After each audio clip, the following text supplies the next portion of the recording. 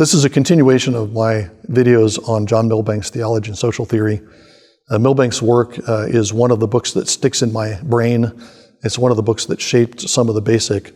It formed certain connections between different synapses of my brain that have enabled me, I think, to navigate various topics over the course of the years. One of the ideas that Milbank brings up in talking about sociology, and I think it applies in lots of other areas, is what he calls the liberal Protestant metanarrative. The liberal Protestant metanarrative, as the name suggests, is a way of thinking about religious history that's inspired by liberal Protestant theology. And the basic storyline is that religion begins as something that is all entangled with other parts of life.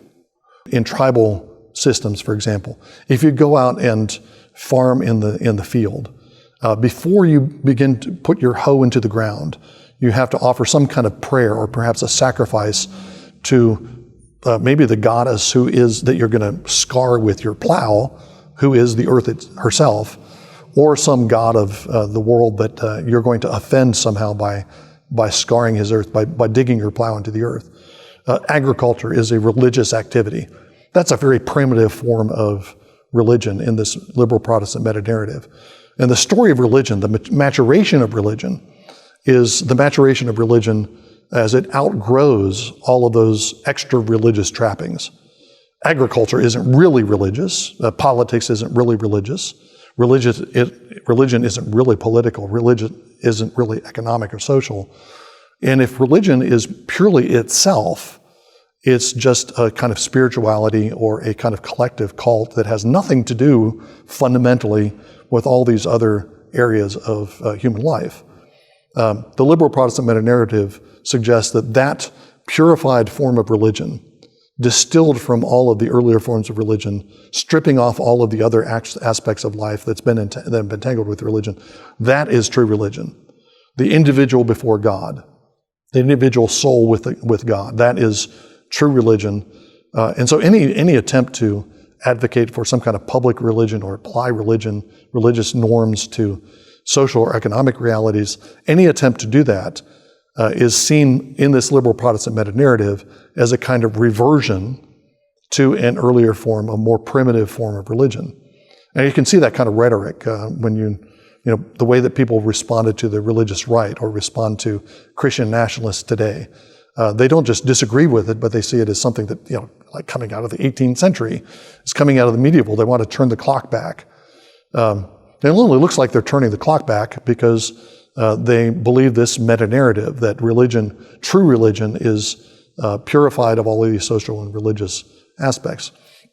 And again, Milbank's point is that this is not a scientific viewpoint. This is simply not true. This is not the way the religion has historically developed. It's a very Western-centric idea of religion.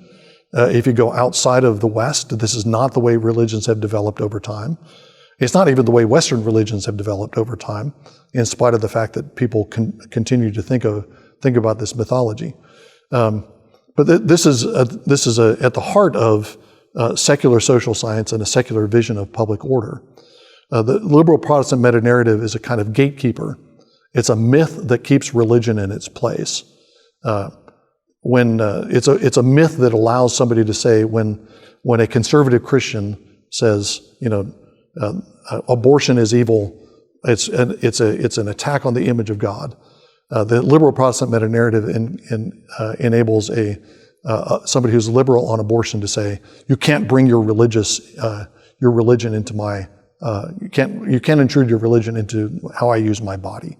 Religion doesn't belong here in the political sphere. Keep religion in its place. Keep religion in the church. Keep religion in your soul.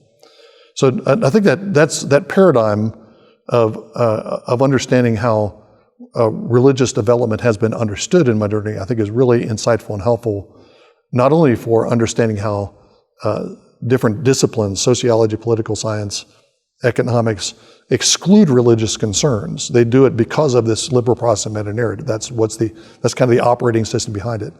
But I think it also explains a good bit of the rhetoric that gets cast at Christians in the public square today by people who are operating by the liberal Protestant meta-narrative.